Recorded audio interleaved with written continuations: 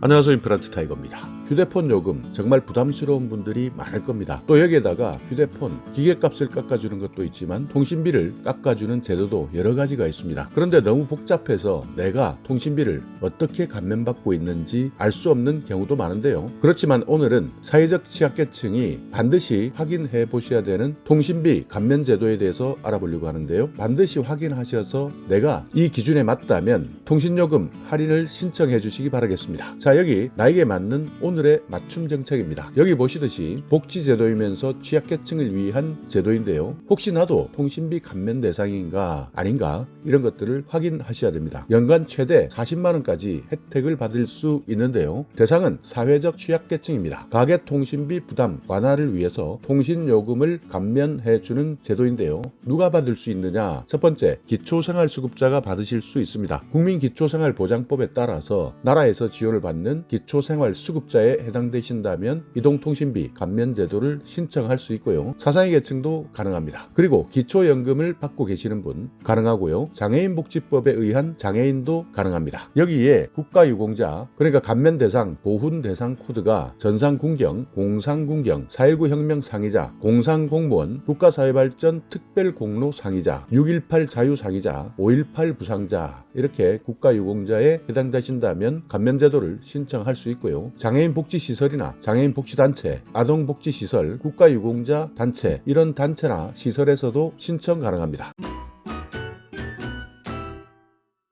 받을 수 있는 혜택은 기초생활수급자는 생계급여나 의료급여 수급자는 기본 감면이 26,000원, 그리고 여기에 통화료를 50% 감면해서 한 달에 최대 33,500원까지 감면 받을 수 있습니다. 주거급여나 교육급여 수급자는 기본 감면이 11,000원, 여기에 통화료가 35% 더 감면됩니다. 그래서 월 최대 21,500원까지 감면 받을 수 있습니다. 사상위 계층은 기본 감면 11,000원, 여기에 통화료 35%, 월 최대 21,500원 감면받을 수 있고요. 기초연금 수급자는 기본료 및 통화료 50%, 월 최대 11,000원 감면받습니다. 장애인, 국가유공자 단체에서는 기본료, 국내 음성, 데이터 통화료 35%를 감면받을 수 있습니다. 신청하실 때는 신분증을 가지고 주민센터를 가시거나 아니면 통신사 대리점을 방문하셔도 됩니다. 그리고 인터넷으로도 신청 가능한데요. 정부24나 복지로 온라인에서 신청 가능합니다. 그러니까 먼저 상담을 받으시고 사실을 확인해 보시고 서비스를 받을 수 있는지 여부를 결정하고 서비스를 제공받을 수 있습니다. 여기에 대해서 조금 더 상세하게 알고 싶으시다면 과학기술정보통신부 민원상담센터 1335 그리고 현재 가입하고 있는 개별 통신사 이동전화로 국번 없이 1523 전화하셔도 되고요. 복지로 홈페이지에서 확인하셔도 됩니다. 자, 오늘 이렇게 연간 최대 40만원까지 할인받을 수 있는 이동통신비 감면 제도에 대해서 알아봤는데요. 알고 계시는 분도 있고 모르고 계시는 분도 많을 겁니다. 그런데 당연히 내가 혜택 받고 있을 것이다 이렇게 착각하시는 분들이 오히려 많다고 합니다. 사회적 취약계층 기준에 해당이 된다면 연간 40만원까지 지원받을 수 있으니까 이 제도 다시 한번 꼭 확인하셔서 신청하시고 혜택 받으시기 바라겠습니다. 자, 오늘 영상 여러분께 조금이나마 유익한 정보가 있었다면요,